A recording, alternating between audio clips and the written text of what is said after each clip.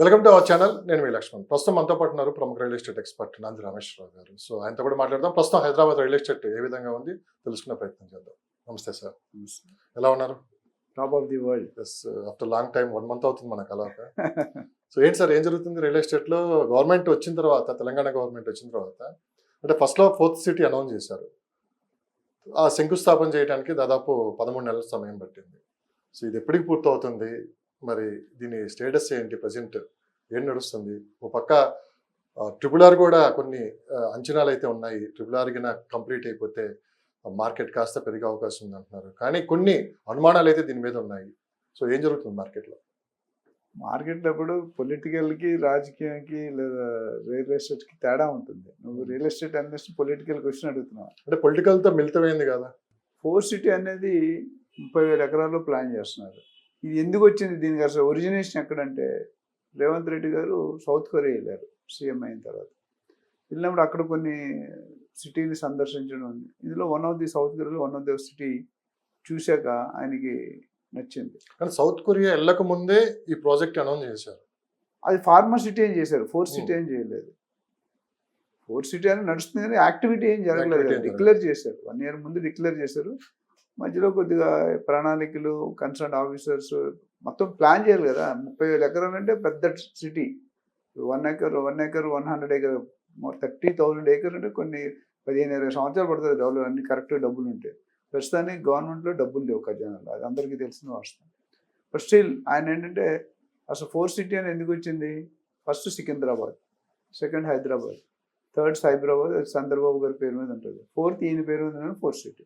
Future city, 100% pollution free city, net zero city, AI city, రకరకాలుగా ఏదో. అంటే ఆయన చెప్పింది కూడా ఒక మాట ఉందండి. 4th మనకి ఐటీ సిటీ అనేది గుర్తొచ్చేది చంద్రబాబు నాయుడు గారు. సైబరాబాద్ మొత్తం రేపు నా పేరు కూడా శాశ్వతంగా ఉండిపోతుంది. 1000 సంవత్సరాల తర్వాత కూడా ఈ 4th సిటీని ఇట్లా కట్టారని చెప్పి రేవంత్ రెడ్డి పేరు చెప్పుకుంటారు. సో నా డ్రీమ్ అది అని చెప్పి ఆయన చూడటం కూడా జరిగింది. కానీ ఇది మాటల వరకే ఉంటుందా? ఆచరణలో ఎన్ని సంవత్సరాలు పట్టొచ్చు? రేపు ఏదన్నా ప్రభుత్వం మారితే ఏంటి పరిస్థితి? ఇట్లా కొన్ని అనుమానాలు పబ్లిక్ లో కూడా ఉంది. ఇప్పుడు Rome is not built in 1 day. ఒక రోజులో జరిగేది కాదు. ప్లాన్ వేయడం వేరు, ఫండ్స్ ఉండడం వేరు, దాన్ని ఇంప్లిమెంట్ చేయడం వేరు, ప్రణాళిక సిద్ధం అంటే క్యాబినెట్ పెద్ద ప్రాసెస్ ఉంటుంది. దీన్ని అనౌన్స్ చేసిన తర్వాత దాని కింద ఎంతో గ్రౌండ్ వర్క్ చేయాలి. Land pooling is not easy. కొంతమంది ఇస్తారు, కొంతమంది ఇయ్యరు. వాళ్ళని సెటిల్ చేయాలి. పిల్లలు ఈచ్ కొన్ని వేల మంది ఓనర్స్ ఉంటారు, 1,00,000 మంది ఓనర్స్ ఉంటారు. ఎందుకంటే 30,000 ఎకరాలు. సో ఆయన ప్లానింగ్ బాగుంది. కొద్దిగా ఫండ్స్లో కొద్దిగా డిఫాల్ట్ ఉంది, మనకు కొద్దిగా ల్యాకింగ్ ఉన్నాం. ఆ ఫండ్స్ రావడానికి కూడా ట్రై చేస్తున్నాం. దావూస్ అని మిగతా ఇవన్నీ ప్లేస్లకి వెళ్తున్నారు. ఆ డబ్బులు రావాలి. ప్లస్ ఇప్పుడు కట్టబోయే సిటీకి ఇప్పుడున్న సిటీకి ఆసమాన్ జమీన్ ఫరక్ ఉంటుంది. అంటే ఇప్పుడున్న సిటీ 70-75 సంవత్సరాలు పైగా బిల్డ్ అయింది. హైదరాబాద్ ఈ రోజు ఏంటంటే మనకు స్వతంత్రం వచ్చిన దగ్గర నుండి ఇప్పటి వరకు అంచెలుగా ముక్కలుగా డెవలప్ అయింది. ఒకేసారి డెవలప్ అవ్వలేదు, అవునా? అందుకని ఇప్పుడు వర్షాలు పడితే ఏమవుతుంది? రోడ్ల మీద మొత్తం ట్రాఫిక్ జామ్ అవుతుంది. 1/2 feet 1 feet నీళ్లు కాలు మునిగిపోతున్నాయి, టైర్లు మునిగిపోతున్నాయి. దీనికి ఈయన ప్లాన్ ఏంటంటే, ఇలాంటివి రాకుండా latest technology, latest landscaping, IGBC standards, Indian green building council. అంటే ఎలా ఉండంటే ఈ సిటీలో ఈ పొల్యూషన్ కానీ, ట్రాఫిక్ కానీ, గార్బేజ్ కానీ, డ్రైనేజ్ కానీ ఎక్కడ బయటకు కనిపించదు. అంతా ఇప్పుడు ఎలక్ట్రికల్ వైర్స్ సీలింగ్ అంటారు, సీల్డ్ అంటే లోనకు ఉంటుంది. వైర్ ఇంతకుముందు బయట కనిపించదు కదా. అంత మన పాతకాలంలో బయటకి చక్కగా ఎలక్ట్రిక్ పట్టి కనిపించేది. ఇప్పుడు ఎక్కడ మీకు కనిపించదు. సో అట్లా ఏంటంటే కన్సీల్డ్ అంటారు. ఈయన కూడా ఏం చేస్తుందంటే, ఈ సిటీని ఎలా చేయాలంటే, సౌత్ కొరియాతో మనం పోల్చుకోవడం ఈజీ కాదు. సౌత్ కొరియా మనకంటే కొద్దిగా అడ్వాన్స్ ఉంది కంపేర్ టు జపాన్, చైనా అవన్నీ చూసుకుంటే. సో అలాంటి టెక్నాలజీని తేవాలంటే చాలా కొన్ని లక్షల కోట్లు, వేల కోట్లు నాకు తెలిసి సరిగ్గా అనుకునే ప్రకారం డెవలప్ అయితే it is going to be one of the best city in the country కాదు, ఇన్ ది వరల్డ్. ఒకళ్ళు అనుకున్నట్టు జరిగితే ఓన్లీ క్వశ్చన్ జరుగుతుందో లేదు. శంకుస్థాపనకే మీరు 1 year పట్టింది అంటున్నారు. శంకుస్థాపన 1 year పడితే స్టార్ట్ చేయడానికి ఎంత టైం పడుతుంది? గవర్నమెంట్ మొత్తం అయితే, బికాజ్ అందులో సెంట్రల్ గవర్నమెంట్ కూడా ఇన్వాల్వ్ ఉంది కాబట్టి డెఫినెట్గా స్పీడ్ కావాలని కోరుకుందాం. బట్ జో దిక్తా హై ఓ బిక్తా. అది స్టార్ట్ అయిన దగ్గర మనకు తెలియదు. స్టార్ట్ అయితే అవుతుంది, ఎంతకాలం అవుతుంది, అంత ఫండ్స్ ఎక్కడి తెస్తారు, ఎంతమంది కంట్రిబ్యూట్ చేయాలి, ఇండస్ట్రీ రావాలి. అక్కడ ఏమొస్తున్నాయి? 4th సిటీలో స్పోర్ట్స్ సిటీ వస్తుంది, international cricket stadium, health city వస్తుంది, ఏఐ సిటీ వస్తుంది, ఐటీ కారిడార్ వస్తుంది, SEZ వస్తుంది, ఎయిర్పోర్ట్కి చాలా దగ్గర అండర్గ్రౌండ్ మెట్రో వస్తుంది. సో మెట్రో ఎక్స్పెన్షన్ చుట్టుపక్కల జరుగుతుంది. సో ఇవన్నీ ప్లానింగ్ స్టేజ్లో ఉన్నాయి. ఇప్పుడంతా వర్క్ ఇంప్లిమెంటేషన్ స్టేజ్ రావడానికి డెఫినెట్గా కొంచెం టైం పడుతుంది. అట్లీస్ట్ నాకు తెలిసి ఈ 30,000 ఎకరాలు 5,000 6,000 లెక్క ఫేజెస్, ఫేజ్ 1 ఫేజ్ 2 ఫేజ్ 3 అట్లా చేస్తారు. సో ఫేజ్ 1 నేను అనుకోవడం అట్లీస్ట్ 5 to 10 years పడుతుంది నేను అనుకున్న ప్రకారం ప్లాన్ కావాలంటే.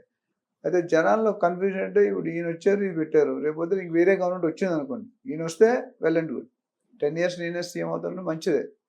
పొరపాటున ఏదైనా గవర్నమెంట్ మారింది అనుకోండి, మళ్ళీ అక్కడ ఏమవుతుంది, జనాలకు కన్ఫ్యూజన్, డౌట్ అది. రేపొద్దు మళ్ళీ ఇక్కడ అంతే, ఏపీలో కూడా అంతే ఉంది. మళ్ళీ సిబిఎన్ గారు వస్తారా, ఇక్కడ రేవంత్ రెడ్డి గారు వస్తారా అనేది మీరు నేను చెప్పలేం. లాస్ట్ మినిట్ రిజల్ట్ వచ్చేదాకా ఏమవుతారో ఎవరికి తెలియదు. సో జనాలు ఇక్కడ కానీ అక్కడ కానీ ఆ కన్ఫ్యూజన్లో అయితే ఉన్నారు. అందుకని మార్కెట్ అనేది వెయిట్ అండ్ వాచ్లో పెట్టారు, స్లో డౌన్. రేట్లు పెరగడం కారణం 1.5 years రేట్లు 18-19 నెలలు అయింది గవర్నమెంట్, 20 నెలల్లో ఇంతవరకు ఎక్కడ రేట్లు పెరగలేదు. అట్లా రేట్లు తగ్గలేదు కూడా. కానీ ఇప్పుడు మన శంకుస్థాపన ల్యాండ్ ఓనర్లు పెంచేశారు రేట్లు. అది ఆర్టిఫిషియల్ జామ్. జస్ట్ శంకుస్థాపన చేస్తే ఇంత పెరిగితే ఒక నిజంగా బిల్ట్ అయిపోతే ఇంకెక్కడ ఉంటారు. అంటే ఇక్కడ ఒక డౌట్ కూడా ఉంది, శంకుస్థాపన జరిగిపోయింది కదా అని చెప్పి ఇప్పుడు కొనొచ్చా అని కూడా అడుగుతున్నారు. అంటే కొనడానికి డెఫినెట్ గా నా మీరేమో విపరీతంగా రేట్లు పెంచారు, ఆ శంకుస్థాపన అయిపోయినా అంటున్నారు, అవును ఆర్టిఫిషియల్ పెంచారు అని మీరు అంటున్నారు. అంటే ఇక్కడ కస్టమర్ అనేది ఒక కన్ఫ్యూజ్ వాతావరణంలోకి నెట్టేస్తున్నారు ఇటు మీరు ఇలాంటి ఎక్స్పర్ట్స్ కూడా. నెట్టేయడం లేదు, క్లియర్గా ఉందండి. ఎందుకంటే అప్పుడు 1.5 years బ్యాక్ రేట్ ఎంత ఉందో ఇప్పుడు రేట్ కంపారిజన్ 5-10% కంటే పెరగలేదు. యాక్చువల్ వాస్తవం అనేది 20 నెలల్లో దాదాపు 30-40% పెరిగిపోదు. అంతకుముందు పెరిగిన గత గవర్నమెంట్లో 4 yearsకి డబుల్ అయింది, 4 to 5 years. కొన్ని 5 years అనుకున్న ఇయర్కి 20%, 1.5 year 30-40%. ఎక్కడంత పెరిగి ఎందుకు కొనేవాళ్ళే తగ్గిపోయారు. అంటే మొత్తం తగ్గిపోయారంటే మొత్తం ఏం తగ్గిపోలేదు. జీరో అయిందా అంటే జీరో అవ్వలేదు, డమాల్ అయిందంటే డమాల్ అవ్వలేదు, స్లో డౌన్ అయింది. కానీ మళ్ళీ లాస్ట్ ఇయర్ కంటే ఇయర్ కొద్ది పికప్ అయింది. ఇది ఏంటంటే సీజనల్ బిజినెస్, రియల్ ఎస్టేట్ ఇది సీజనల్ బిజినెస్. ఎందుకంటే ఆషాఢ మాసంలో మీరు కొనరు, కొన్ని ఉన్నాయి కదా నెల గంట ముందు ఎవరు కొనరు, కొన్ని హాలిడేస్, కొన్ని ఫెస్టివల్స్. వినాయక చవితి వచ్చిందంటే చాలామంది ఆర్ట్ ఫోకస్, దసరా వచ్చింది, కొన్ని చాలామంది టూర్స్లోను హాలిడేస్లో ఉంటారు. పబ్లిక్ ఏదేమైనటికి ఒక క్లారిటీ అనేది ఇంకా రావాల్సి ఉంది గవర్నమెంట్ దగ్గర నుండి. ఆ clarity we're not right, we can only tell what happen, what is going to happen అనేది గవర్నమెంట్ చెప్పాలి. సో దాని సీరియస్గా వర్క్ చేస్తున్నారు. బట్ జనాల్లో పోయిన కాన్ఫిడెన్స్ని రీబిల్డ్ చేయాల్సిన అవసరం 2 రాష్ట్రాలకి ఉంది, ఆంధ్రప్రదేశ్కి కానీ తెలంగాణ కానీ. అది చేయడానికి ఎంత టైం పడుతుందో we have to wait and watch.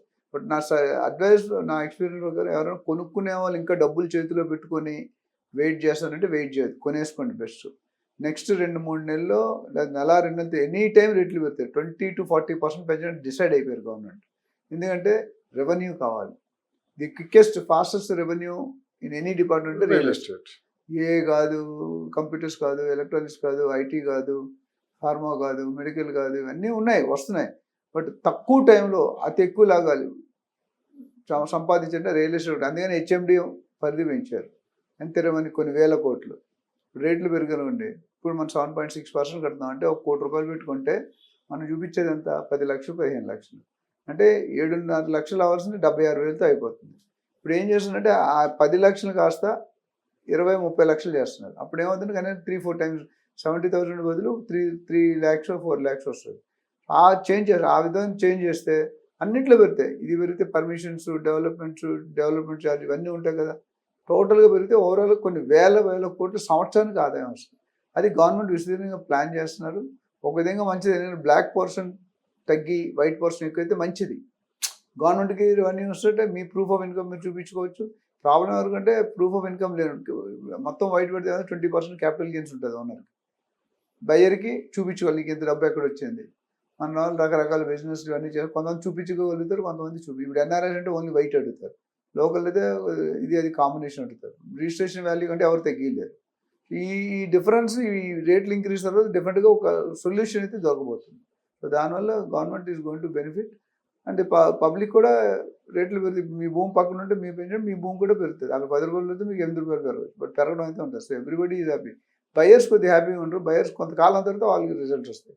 Sellers very అమాంతం. ఇప్పుడు గోల్డ్ చూసుకున్నాను అనుకోండి, 60,000 70,000 ఉండేది 1 year. ఇప్పుడు 1,18,000 అయిపోయింది. ఎవరు ఎక్స్పెక్ట్ చేయలేదు, అంత జంప్ రాదు. ఫస్ట్ టైం ఇన్ హిస్టరీ నాకు తెలిసి ఇంత జంప్ వచ్చింది. అది ఎంతకాలం ఉంటుందని నోబడీ నోస్. సో మరో ప్రశ్న, ఇప్పుడు హైదరాబాద్ ఇంటి అద్దెలు కూడా బాగా పెరిగిపోతున్నాయి. దేనికి సంకేతం ఇది? డిమాండ్. అంటే ఇల్లు అంటే సొంత ఇల్లు కొనుక్కోవటం ఇష్టపడట్లేదా? అద్దెలకే ఉండటానికి ఇష్టపడుతున్నారు పబ్లిక్. అంటే అఫోర్డబిలిటీ అండి, ఇల్లు కొనుక్కోవాలి, ప్లాట్లు కొనుక్కోవాలంటే అఫోర్డబిలిటీ బాగా, ఎస్పెషల్లీ ఒక జోన్లో హైదరాబాద్ వరకు చూసుకుంటే గత 10 సంవత్సరాల్లో వెస్ట్ జోన్ మీద పడిన ఫోకస్ ఎక్కడా పడలేదు. వెస్ట్ జోన్ అంటే ఏంటి? నానక్రామ్గూడ, కోకాపేట్, నియోపాలిస్, నార్సింగి, గచ్చిబౌలి ఇవన్నీ కూడా వెస్ట్లో వస్తాయి.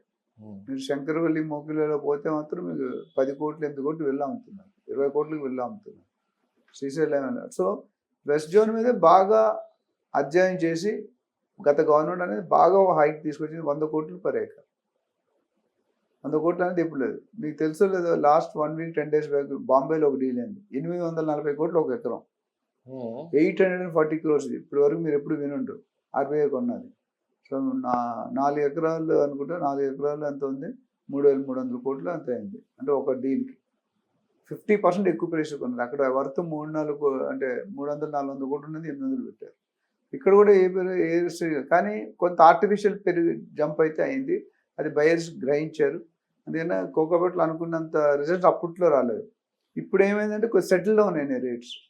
ఈ 1.5 year పెరగకపోవడం కారణం ఏదైతే ఆర్టిఫిషియల్ అయిపోయిందో దానికి కొద్ది కరెక్షన్ తగ్గలేదు, కానీ కరెక్షన్ అయింది కొన్ని ప్లేసుల్లో. సో ఇప్పుడు ఏమవుతుందంటే వీళ్ళు ఈ రేట్లు ఎందుకు కొనలేకపోతున్నారు అంటే, అద్దెకి ఎందుకు వెళ్తున్నారంటే కొనడానికి రేటు పెరిగి, అంతకుముందు ఏదైతే 10 లక్షలు ఉండేదో ఇప్పుడు ₹1,00,00,000 అయిపోయింది. అది 80 లక్షలు అయింది. అంత అఫోర్డబిలిటీ అందరికీ కూడా. ఇప్పుడు ఎవరు నెలకి 50,000 వచ్చే శాలరీకి ఎంత మిగులుతాడు? నెలకు 10,000 మిగులుతాయి. ఎప్పుడు కొంటాడు ఆయన 2 కోట్లు 3 కోట్లు పెట్టి? సో అప్పుడు జనాలు ఏం చేస్తున్నారు? ప్రిఫరెన్స్. రెండోది మైగ్రేషన్ అవుతున్న పీపుల్. అంటే ఇతర రాష్ట్రాలు, ఇతర సిటీస్, ఇతర కంట్రీస్ నుండి కూడా వచ్చి హైదరాబాద్లో సెట్ అవుతుంది. సంవత్సరానికి కొన్ని లక్షల మంది కొత్త వాళ్ళు వచ్చి యాడ్ అవుతున్నారు పాపులేషన్కి. సో ఒక 50 సంవత్సరాలు నేను పుట్టకముందు ఎంత భూమి ఉండేది, ఇప్పుడు ఎంత భూమి ఉంది?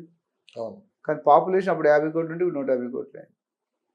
అంటే ఒక పక్క బాగా పెరుగుతుంది, ఒక పక్క అలాగే ఉంది. జనాభా పెరుగుతుంది, భూమి అంతే ఉంటుంది. భూమి అంతే ఉంది. సో జనాభా అవసరానికి ఆ భూమిలో కూడా ఎంతలో పెరుగుతుందంటే 20% పెరుగుతుంది. ఎందుకు 20% అంటే 75% ఓషన్స్, నీళ్ళు, రైట్. ఇంకొక 5% గుట్టలు, కొండలు, హిల్స్, మిగిలినంతా 25. అప్పుడు 20% ఎంత ఉందో ఇప్పుడు కూడా ఉంది. మొన్న ఎవరో చూశాను, సోను గారు జయసుధ గారిని తీసుకెళ్లారంట చెన్నైలో, పిలిచి నువ్వు రా నాతో అని తీసుకెళ్ళి ఒక డంప్ యార్డ్ చూపించారంట. చెత్తేస్తారు కదా, ఇది నువ్వు కొనుక్కో అన్నాడంట. జయసుధ ఇది బుర్రపోయింది అనిపించింది, ఇది ఇక్కడ కొనుక్కోమంటున్నాడని. ఈరోజు అది 100 కోట్ల ఎకరం అయిందండి చెన్నైలో. నేను లైవ్లో విన్నాను.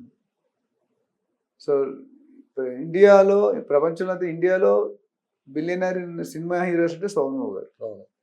మేబీ ఎంతో చాలా కొన్ని వేల కోట్లు.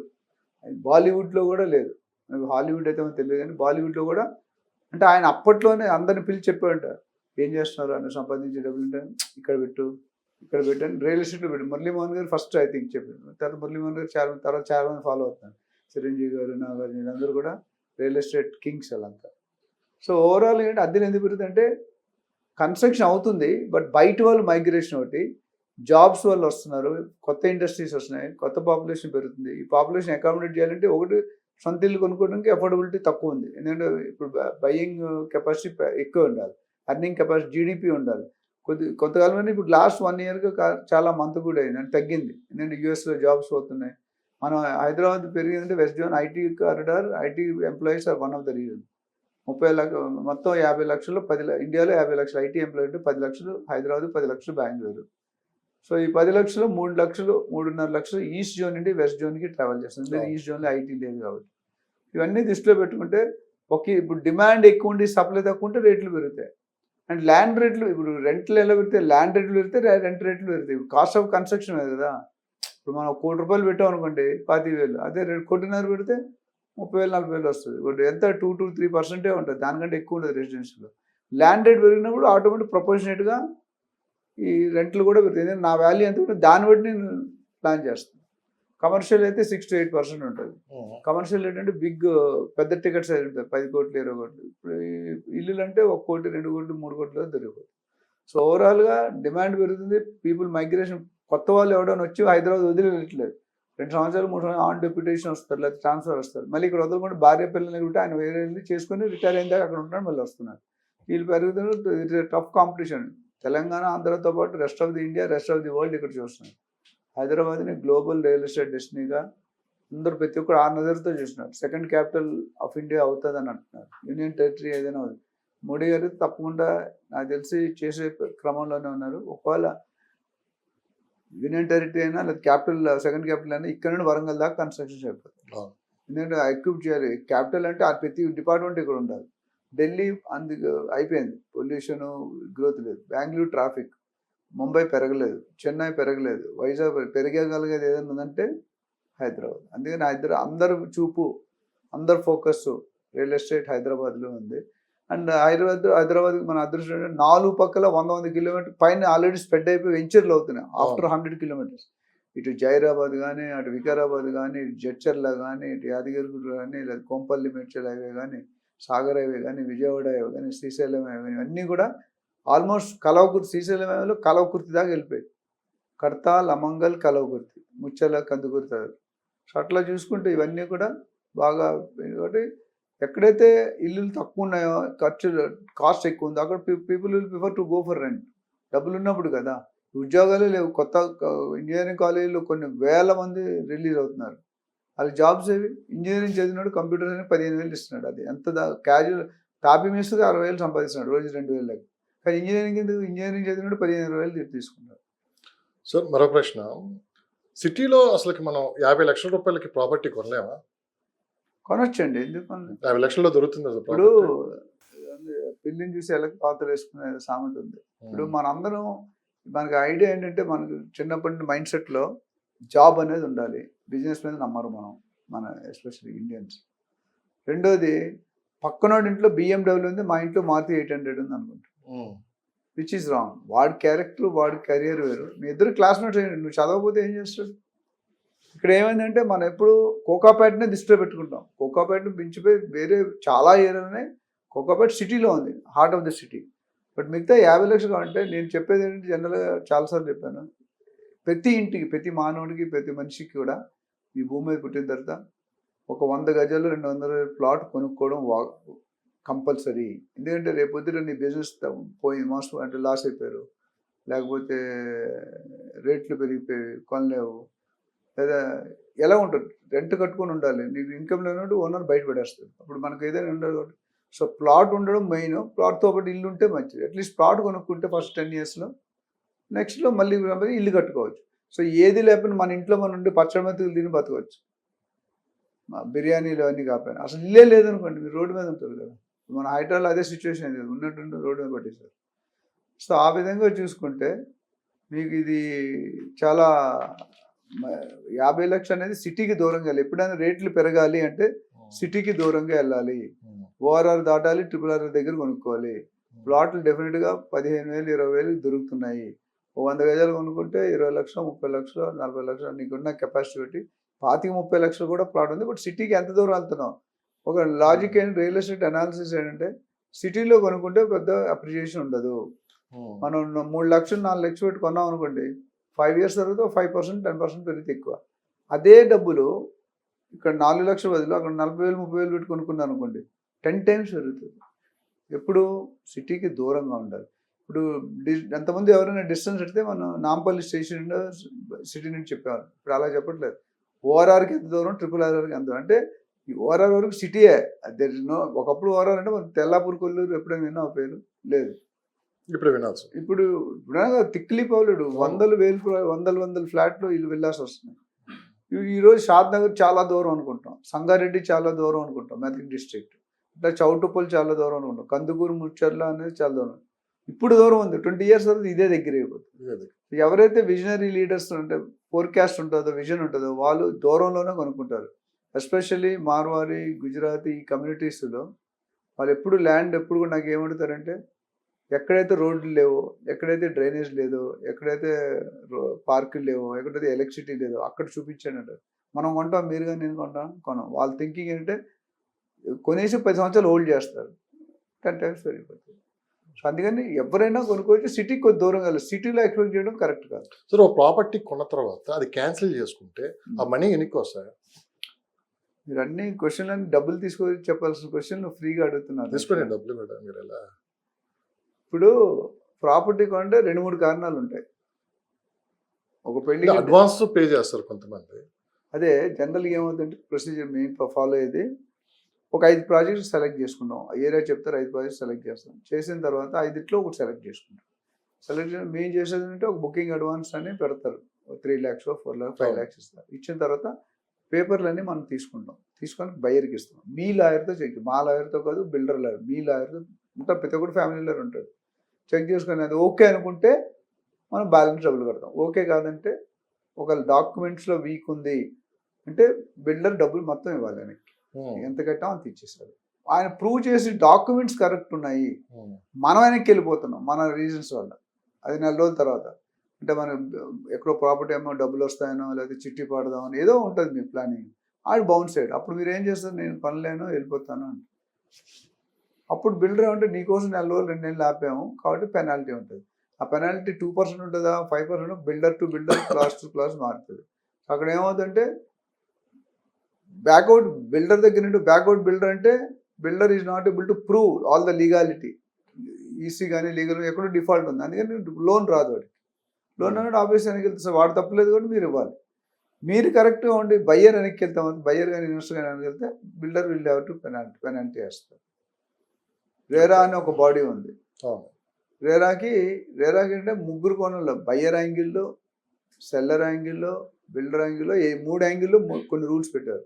మార్కెట్లో ఎక్కడ చూసినా బిల్డర్ తప్పు చేస్తే ఏం చేయాలి, బయ్యర్ తప్పు చేస్తే ఏం చేయాలి. సాధారణంగా ఇక్కడ అంటే బిల్డర్ కావచ్చు, డెవలపర్ కావచ్చు, బయ్యర్ కానీ ఇలా తప్పు చేస్తే పోలీస్ స్టేషన్ కంప్లైంట్ చేస్తాం.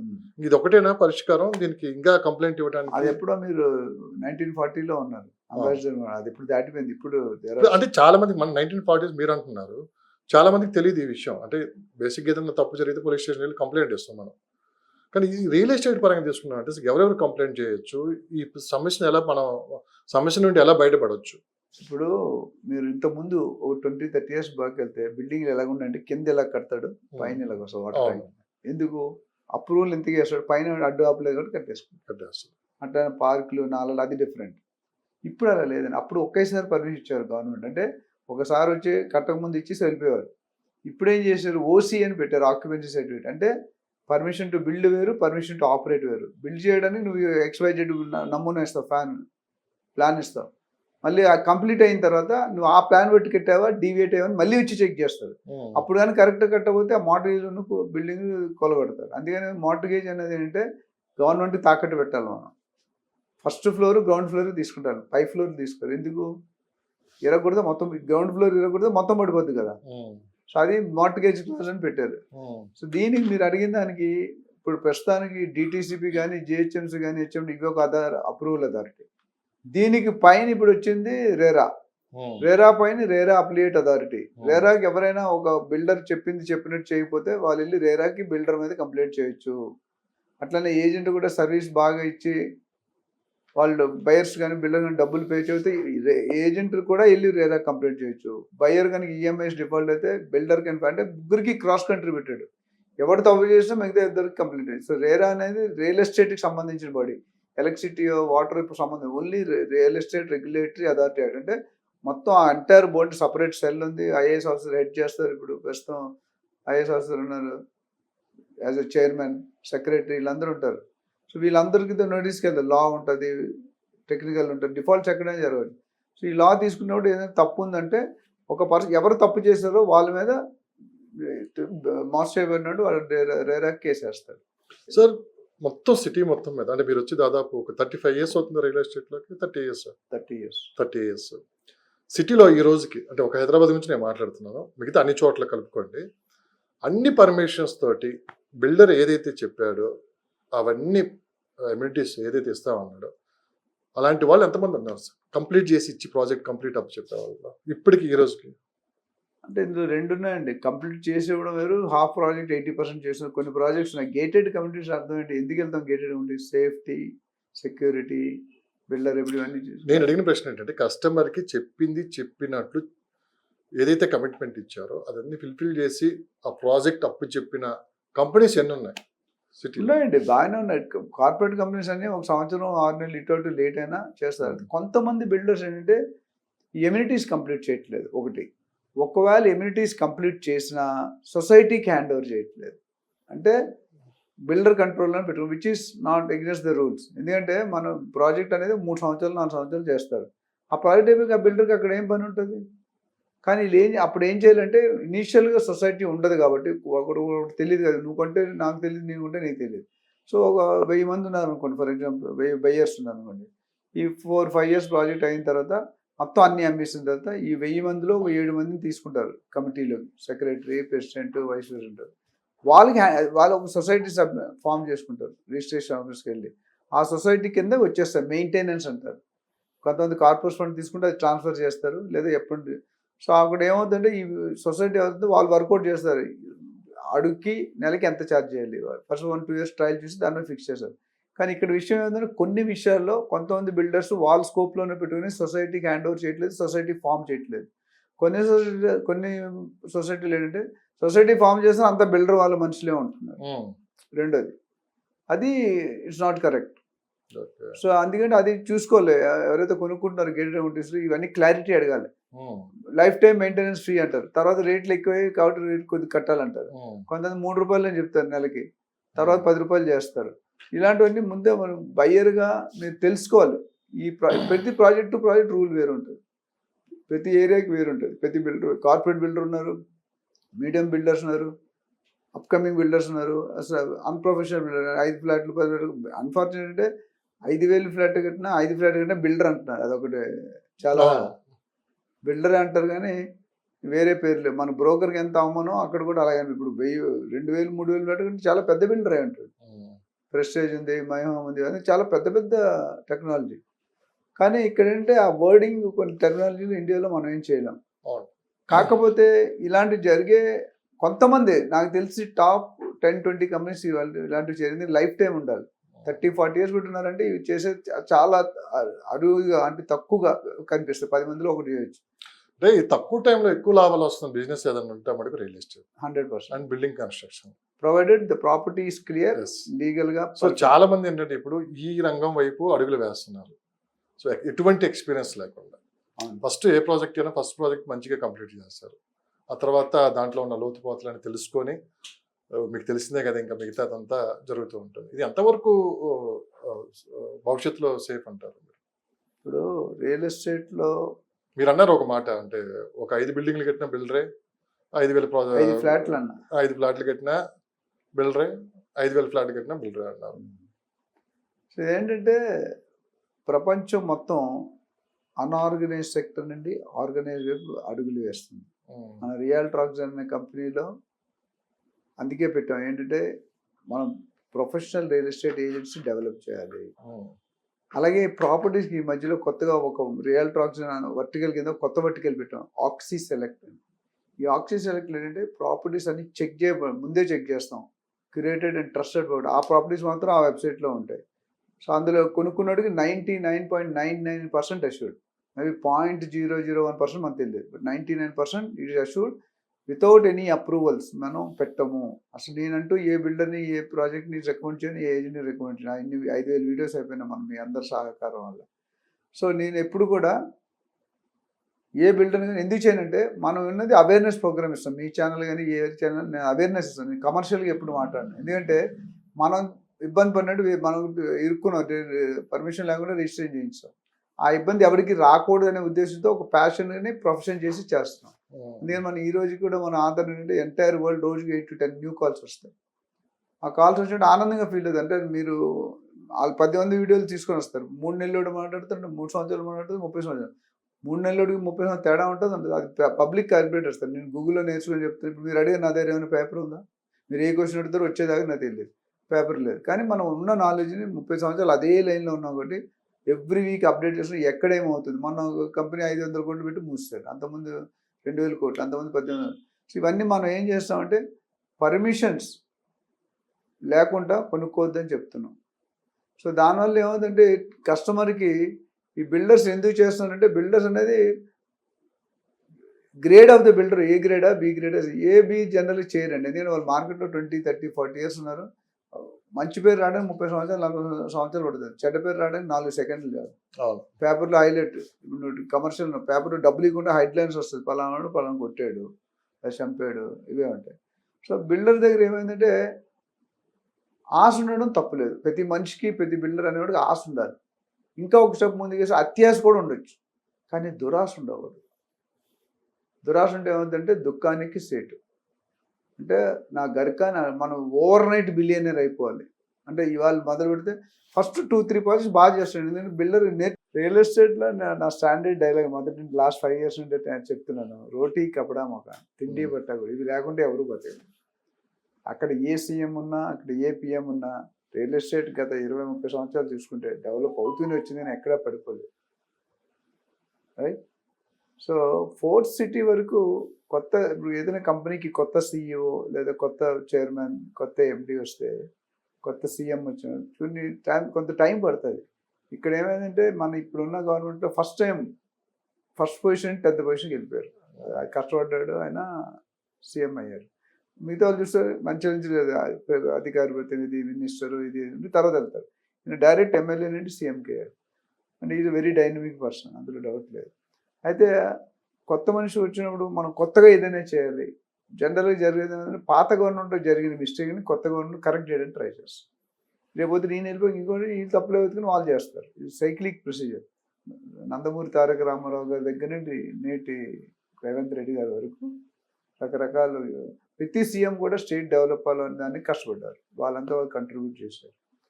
ఫోర్త్ సిటీ అనేది ఫార్మా అది కొద్దిగా డిస్టర్బెన్స్ షెడ్యూల్ అయిపోయింది. ఫార్మా సిటీ అని ఉండేది కేసీఆర్ గారు. 19,330 ఎకరాలకు వచ్చింది. దాని తర్వాత ఈయన వచ్చిన తర్వాత దాన్ని ఫార్మా సిటీ రద్దు చేస్తున్నాం అన్నారు, షిఫ్ట్ చేస్తున్నాం అన్న తర్వాత ఫార్మా క్లస్టర్ అన్నారు, ఫార్మా విలేజ్ అన్నారు. ఏవైనా వచ్చాయంటే రావడానికి టైం పడుతుంది. ఈ మధ్యలో ఏం చేశారంటే గవర్నమెంట్ స్ట్రాటజికల్ ప్లాన్ ప్రకారం ఈ 19,330 ఎకరాలు 30,000 ఎకరాలకు పెంచారు. రేరా డిటిపిసి పర్మిషన్ లేకుండా మనం ఒక ప్రాపర్టీ కొంటే జరిగే పరిణామాలు ఏంటి? తీవ్రంగా ఉంటాయి. ఎందుకంటే మీరు ఇల్లులోనే నాకు తెలిసి సామాన్య ప్రజలు, మధ్యతరగతి కుటుంబీకులు కానీ లేకపోతే ఎల్ఐజీ గ్రూప్ కానీ లైఫ్లో ఒక్కసారి లేదా రెండోసారి ప్రాపర్టీ కొనుంటాయి. సో ఫస్ట్ అనాలిసిస్ ఏంటంటే నేను చెప్పి మీకు 40 సంవత్సరాలు ఏజ్ అనుకోండి ఎవరికైనా మగవాడికి, వాడు బ్యాంక్ బ్యాలెన్స్ 40 లక్షలు ఉండాలంట. లేకపోతే వాడి కెరీర్ కరెక్ట్గా లేదని అర్థం. 40 సంవత్సరాల వయసులో 40 లక్షలు ఉండాలి. అది స్టాండర్డ్ ఫైనాన్షియల్ రూల్. ఇక్కడికి వచ్చి ప్రాపర్టీ ఎవరు కొనుక్కుంటారండి? చేతిలో 20 లక్షలు ఉంటే 80 లక్షలు లోన్ వస్తుంది. 80 లక్షలు లోన్ తీసుకుని 80,000 కట్టాలి. 50,000 శాలరీ అవుట్, కట్టలేరు. సో ప్రాపర్టీ కొనుక్కునేటప్పుడు అత్యంత జాగ్రత్తగా ఉండాలి. చాలా మంది ఏం చేస్తారంటే చెప్పాల్సింది, ఏజెంట్స్ చూడగానే భయపడతారు, బిల్డర్స్ చూడగానే భయపడతారు. ఇది చీటింగ్. వాళ్ళ మైండ్లోకి వచ్చేది ఏజెంట్, బ్రోకర్ అనగానే చీట్ చేస్తాడు. అది ఒకప్పుడు మాట. ఇప్పుడు చాలా మారిపోయింది ప్రపంచం. 1940 మోడల్కి ఇప్పటికి last 15-20 years paradigm shift 180 degrees ఇంత షిఫ్ట్ అయింది. అంటే అన్ప్రొఫెషనల్ అండి. బట్ ఇంకా మారవలసిన అవసరం ఎంతైనా ఉంది. ఎప్పుడు కూడా ఏజెంట్కి లైసెన్స్ అనేది ఇప్పుడు వెళ్ళలేమన్నా. ఇప్పుడు ఏజెంట్ లైసెన్స్ పెట్టారు. సో కొనుక్కునే వాళ్ళు ఎవరైనా 30 లక్షలు అవ్వచ్చు, 50 లక్షలు అవ్వచ్చు, కోట్లు అవ్వచ్చు, ఎవరు కొనుక్కోవాలి? మీరు ఫస్ట్ టైం కొనుక్కునేటట్టయితే డెఫినెట్గా ఒక మంచి రియల్ ఎస్టేట్ అడ్వైజర్ని 30-20 years ఎక్స్పీరియన్స్ ఉన్న వాళ్ళని పెట్టుకోండి. మీరు 1-2% కోసం ఆలోచించొద్దు. 1%, 2% ఇచ్చిన 98% సేఫ్గా ఉంటుంది కదా. చాలామంది ఏంటంటే మన ఇక్కడ కల్చర్ చూస్తుండగా సూదిపోతే ఒప్పుకోం, చూడకుండా ఏనిపోయినా వదిలేస్తాం. ఇక్కడ జరుగుతుంది అదే. ఆ 1% కోసం కోషిష్ చేసి 99% వదులుకుంటున్నాం. సో కొనుక్కునే వాళ్ళు ఎవరైనా ఫస్ట్ అడ్వైజ్. రెండోది, don't depend 100% on agent. Agent నమ్మండి. ఏజెంట్ అపాయింట్ చేసుకుంటే ఇంటర్వ్యూ చేయండి 3-4, వాడికి అనుభవం ఉంది ఆ ఏరియాలో. ఏజెంట్ అందరు ఏజెంట్లు అన్ని జాగాల్లో పనిచేయలేరు. ఇప్పుడు చౌటుప్పలో చేసేవాడు ఫైనాన్షియల్ డిస్ట్రిక్ట్ చేయమని ఫెయిల్ అవుతాడు. ప్లాట్లు అమౌంట్ తీసి వెళ్ళాలి కొనంటే ఫెయిల్ అవుతాడు. బిల్డర్సే ఫెయిల్ అవుతున్నారు. ప్లాట్లు అమౌంట్ వెళ్ళాలి కంటే మోసపోయి చాలా మంది, లాస్ అయిపోయి చాలా మంది ఉన్నారు. సో యాజ్ ఏ బయ్యర్గా, యాజ్ ఏ ఇన్వెస్టర్గా మీరు చూడాల్సింది ఏంటంటే గవర్నమెంట్ పర్మిషన్స్ ఉన్నాయా? గవర్నమెంట్ పర్మిషన్ అంటే DTCP, HMDA, GHMC plus RERA. RERA లేకుంటే కొనడం క్రైమ్ నా ప్రకారం. రేరా లేకుంటే అమ్మడం కూడా క్రైమే. సో రేరా నాలెడ్జ్లోకి వచ్చిందంటే బిల్డర్ని 10% ఆఫ్ ది ప్రాజెక్ట్ కాస్ట్ జరిమానే వేస్తారు. ఇది తెలిసి కూడా అటు బిల్డర్స్ ఇటు కొనేవాళ్ళు ఇద్దరు మరి దీన్ని ఎలా ముందుకు తీసుకుని వెళ్తున్నారు? ఎలా కొంటున్నారు? ఆ దురాశ నుండి బయటికి రావాలండి. డిస్కౌంట్ అనే వర్డ్ చాలా dangerous. Discount, your count is over, నీ లాస్ట్ కౌంట్ వచ్చేస్తాను. ఎందుకంటే డిస్కౌంట్ అనేది మనం పీటీ విషయంలో పరిగెడతాం. వెళ్ళి ఇమీడియట్ బుక్ చేయాలి. ఎమోషన్లో కొనకూడదు, యాంగర్లో కొనకూడదు, సెంటిమెంట్లో కొనకూడదు. ఉన్నా ఇప్పుడు కొంతమంది కపుల్స్ వెళ్తారు, ఓ 5 ప్రాజెక్టులు ఇస్తారు, 5 ప్రాజెక్టులు మిగతా 4 వద్దండి ఇదే తీసుకోండి అని బిల్డర్ ముందు చెప్తారు. చెప్తే బిల్డర్ ఏం చేస్తాడు, లేకపోతే ఓనర్ ముందు చెప్తాడు, చెట్టు మీద కూర్చుంటాడు. మనం ఏం కొన్నాం లాస్ట్ మినిట్ వరకు తెలియదు. మీరు ఫస్ట్ చూసిన తర్వాత మీ అనాలిసిస్ మీరు చేసుకోండి. మీ ఏంటో 80% ఇన్ఫర్మేషన్ ఉంటుంది ఆ ఏరియాలో పనిచేసేవాడు. తీసుకున్న తర్వాత డాక్యుమెంట్స్ అడగండి. టోకెన్ అడ్వాన్స్ ఇచ్చిన తర్వాత డాక్యుమెంట్ ఇచ్చిన తర్వాత లీగల్ ఒపీనియన్ తీసుకోండి, ఎన్కంబరెన్స్ సర్టిఫికేట్ తీసుకోండి, లింక్ డాక్యుమెంట్ చూసుకోండి, మ్యూటేషన్ సర్టిఫికేట్ ఉందా లేదా చూసుకోండి, ఎస్పెషల్లీ గవర్నమెంట్ పర్మిషన్స్ ఉన్నాయా లేదా చూసుకోండి. ఇందులో ఏ ఒక్కటి లేకపోయినా లీగల్ ఒపీనియన్ తీసుకుంటాం, ఆ 10,000 తీసుకుంటాడు, లీగల్ 5,000 10,000, ఆ 10,000 తీసుకుని 10,000 ఇవ్వడానికి మనం కొనేది 2 కోట్లు కాబట్టి 10,000 ఇవ్వడానికి ఆలోచిస్తాం. బట్ ఈ 10,000 ఇస్తే ఎంత సేఫ్టీ అండి? ఆ లాయర్ చేయాల్సిన పని లాయరే చేయాలి. సపోజ్ డాక్టర్ పని డాక్టర్ చేయాలి, యాక్టర్ పని యాక్టర్ చేయాలి. యాక్టర్ కానీ డాక్టర్ పని చేస్తే పేషెంట్ వెళ్ళిపోతాడు. ఇక్కడ కూడా మన లీగల్ ఒపీనియన్ కంపల్సరీ, అసలు లేకుండా don't touch the property. Pre launch ఒకటి, డాక్యుమెంట్స్ లేని ఒకటి, పర్మిషన్ ఉంది. అసలు builders are not suppose to sell without RERA. కానీ అలా బ్రోచర్ వేసినా, అడ్వర్టైజ్మెంట్ చేసినా, సేల్ బుక్ చేసినా చాలా ఇబ్బంది పడుతుంది. సార్ మీరు ఒక 2 విషయాల్లో నిజాలు మాట్లాడారు. ప్రధానంగా ఈ మధ్యకాలంలో ఫస్ట్లో అయితేనేమో పేపర్ యాడ్స్ చూసి చాలా మంది అప్పట్లో కొనేవాళ్ళు. ఒక ఈనాడు చిన్న యాడ్ ఇస్తేనే మనకి ఇప్పుడు కూడా జరుగుతుంది. కాకపోతే మారుతుంది, టెక్నాలజీ మారుతుంది. ఆ తర్వాత సినిమా హీరోలు, సెలబ్రిటీస్ ప్రమోషన్స్ జరిగాయి. అది అయిపోయింది ఇప్పుడు దాదాపు. ఇప్పుడు అంతా డిజిటల్ నడుస్తుంది. సో ఎవరికి నచ్చినట్లు వాళ్ళ ప్రాజెక్ట్ని వాళ్ళు ప్రమోట్ చేసుకుంటున్నారు. ఉన్నది లేనిది కూడా చెప్తానండి, వాళ్ళకి నచ్చినట్టు ప్రమోట్ చేసుకుంటున్నారు. అండ్ వాళ్ళ సొంతంగానే ప్రమోషన్స్ అన్ని ముందుకు వెళ్తున్నాయి. ఈ పబ్లిక్ కూడా ఏంటంటే వాళ్ళకి నచ్చిన వాళ్ళతో కూర్చోబెట్టి మాట్లాడించుకుంటున్నారు చాలా మంది. ఫర్ ఎగ్జాంపుల్ మిమ్మల్ని తీసుకున్నాను, నాదో ప్రాజెక్ట్ ఉంది, నేను మీతో మాట్లాడిస్తున్నా కూర్చోబెట్టి. నా ప్రాజెక్ట్ ఉందని పబ్లిక్ తెలియదు, మీరు చెప్పిందే నమ్ముతూ ఉంటారు. ఈ మధ్యకాలంలో సోషల్ మీడియాలో ఏంటంటే చాలా మంది ఎక్స్పీరియన్స్ లేకుండా ఎవరికి నచ్చినట్లు వాళ్ళు ఇంటర్వ్యూస్ కావచ్చు, ప్రమోషన్స్ కావచ్చు, ఇలా ప్రాజెక్ట్ గురించి హైలైట్స్ కానీ ఇలా చెప్తూ ఉంటారు. బేసిక్ మా ప్రాజెక్ట్ గొప్ప అని చెప్పి. సో ఆఫర్ల గురించి రకరకాలుగా డిజిటల్లో ఎవరికి నచ్చినట్టు వాళ్ళు చెప్తున్నారు. ఇదే నిజం అనుకోని చాలా మంది వాళ్ళని అప్రోచ్ అవుతున్నారు. వాస్తవం ఇది గ్రౌండ్ లెవెల్లో నిజం, తెలుసో తెలియకో అప్రోచ్ అవుతున్నారు. సో ఇలాంటి వాటిని ఎంత ఊరికి తీసుకోవాలి మనం? ఇది చాలా క్లారిటీగా మీరు చెప్పాలి. చాలా మంచి ప్రశ్న. నువ్వు నన్ను ఇరికించే క్వశ్చన్లు అడుగుతున్నావు. ఇరికించేదని తప్పేందని పబ్లిక్ చూస్తున్నారండి. పబ్లిక్ ఇదే నమ్ముతున్నారు. మనకి ఆ రోజు పేపర్ యాడ్స్ అంటే నమ్మారు, సెలబ్రిటీస్ అంటే నమ్మారు. ఈరోజు డిజిటల్ ప్లాట్ఫామ్ నడుస్తుంది. ఆ రోజు అంటే ఇది ఒక రెస్పాన్సిబిలిటీ కొంత ఉండేది, కానీ ఇప్పుడు ఈ రోజు ఇలా లేదు. ఎవరికి నచ్చింది వాళ్ళు, ఎవరికి నచ్చిన వాళ్ళతో వాళ్ళు ప్రమోషన్ చేయాలి. చాలా మంచి ప్రశ్న లక్ష్మీనారాయణ. ఎందుకంటే ప్రజలకి డార్క్నెస్లోకి వెళ్ళిపోతున్నారు, మబ్బి పెట్టి అమ్మేస్తున్నారు. నేను చెప్తాను, నేను ఇల్లు కొనుక్కున్నప్పుడు ఇవన్నీ లేవు. సోషల్ మీడియా 30 years బ్యాక్ ఇవన్నీ ఎక్కడ ఉన్నాయి? ఓనర్ కలుస్తాం, మధ్యలో ఏజెంట్ 1% ఇస్తాం, 2% కొనేస్తాం. మేమేం చేసామంటే పేపర్లో అడ్వర్టైజ్మెంట్ 15 రోజులు ఇచ్చాం. ఈనాడు డీసీలు ఇచ్చాం, లోకల్ పేపర్. ఎవరైనా నాది ఈ ప్రాపర్టీ అని వస్తారని. అప్పట్లో అది సరిపోయేది. ఆ లీగల్ ఒపీనియన్ అంటే లాయర్ ఇస్తాడు, మన లాయర్, అలా నా ప్రాపర్టీ మేము కొనుక్కుంటాం, మీకు ఏమైనా అబ్జెక్షన్ ఉంటే మమ్మల్ని అప్రోచ్ కండి. సో అది మనకు క్లారిటీ ఉంటుంది. ఒకవేళ ఎవరు అప్రోచ్ అయితే ఎవరు లేనట్టు, తర్వాత వచ్చినా మనం ఇయ్యాం. ఇప్పుడు అది ఎప్పుడు 30 years బ్యాక్ జమానం పైలే. ఇప్పుడు ఏమవుతుందంటే మీరు అన్నట్టు 3-4 క్వశ్చన్లు, ఒక 3-4 అంశాలు ఒకటే ప్రశ్నలు అడిగేశారు. ఇక్కడ ట్రై చేస్తాను చెప్పడానికి. మీరు ఇచ్చిన టైంలో పరిగెట్టాలి. మీరు ఏమన్నారంటే సెలబ్రిటీస్ అడ్వర్టైజ్ చేస్తున్నారు కాబట్టి కొనేస్తున్నారు అన్నారు ప్రాపర్టీస్. లేదా ఇంకోటి ఏమన్నారంటే బిల్డర్స్ ఏదో మాయమాటలు చెప్తున్నారు, ఏజెంట్స్ ఏదో మాయమాటలు చెప్తున్నారు అనేది కొనేస్తున్నారు అన్నారు. ఇప్పుడు లంచం తీసుకునేవాడు కంటే ఇచ్చేవాడు తప్పండి. ఇక్కడ బిల్డర్ తప్పు లేదు. ఎందుకంటే అటు చెప్తున్నాడు బిల్డర్ ఏమని, నా దగ్గర ప్రీ లాంచ్లో అమ్ముతున్నాను, రేరా లేదు, డిటీసీపీ లేదు, హెచ్ఎండిఏ లేదు, జిహెచ్ఎంసీ లేదు, అయినా నేను అమ్ముతున్నాను అని చెప్పకుండా అమ్మితే తప్పు. బట్ ఈ రోజు లైన్ చెప్పే చేస్తున్నారు. చెప్పినప్పుడు ఎందుకు మనం కొంటాం? డిస్కౌంట్ 30%, 35%. సో మనం ఏం చేస్తామంటే ఆ డిస్కౌంట్ ముసుగులో పడి అసలు వదులుకుంటున్నాం. మనం ఏం చేస్తాం, 30% డిస్కౌంట్ అంటే 70%, 5 years ప్రాజెక్ట్ని 30 daysలో కట్టాలి 90%. అంటే మీరు సపోజ్ 10 కోట్లు కొంటాను అనుకోండి, 3 కోట్లు డిస్కౌంట్. 3 కోట్లు అంటే ఎప్పుడు వస్తుంది? బ్యాంకులు ఎప్పుడు రావాలి? సో ఈ 7 కోట్లలో 90% కట్టాలి. అంటే 7, 9, 63, 6 crores 30 lakhs 30 daysలో కట్టాలి. అక్కడికి ఏమీ ఉండదు, భూమి ఒక్కటి ఉంటుంది, పర్మిషన్ ఉండదు, తవ్వడం ఉండదు, ఏమీ లేవు, ప్లానింగే లేదు. ఓనర్కి అడ్వాన్స్ ఇచ్చి తీసుకున్నాడు డబ్బులు. 100 కోట్లు ప్రాపర్టీ అనుకోండి, 5 కోట్లు 10 కోట్లు జీపీ రాయించుకోండి. సో నేను ఈ సెలబ్రిటీస్ తప్పను, బిల్డర్స్ తప్పంతా మన వాళ్ళదే అనుకుంటా. అందరూ కాదు, కొంతమంది ప్రొఫెషనల్ వెళ్తారు, వెరీ గుడ్. అవును. సో ఎవరైతే డిస్కౌంట్ మీరేంచి 30% చూస్తున్నాడు, బిల్డర్ నుంచి 70% ఏం చేస్తున్నాడు, క్లారిటీ ఉంది. ఇప్పుడు పక్క ప్రాజెక్ట్ 10,000 అమ్మి నీకు 7,000 8,000 ఎందుకు ఇస్తున్నాడు అసలు? Why don't you think? అంటే 500 200 300 rupees per square feet okay per గజం. కానీ ఇక్కడ నీకు వ్యత్యాసం 30-40% ఉంటే మనం ఒక్కోసారి ఆలోచించాలి కదా. అది ఆలోచన జరగట్లేదు. సో ప్రజలు నేను సజెస్ట్ చేసేది, నా అనుభవం ప్రకారం చేసేది ఏంటంటే, మీరు కొనుక్కోండి, you grow, you become a house owner, estate కొనండి. కొనేటప్పుడు కొన్ని ప్రికాషనరీ మెథడ్స్ తీసుకోవాలి.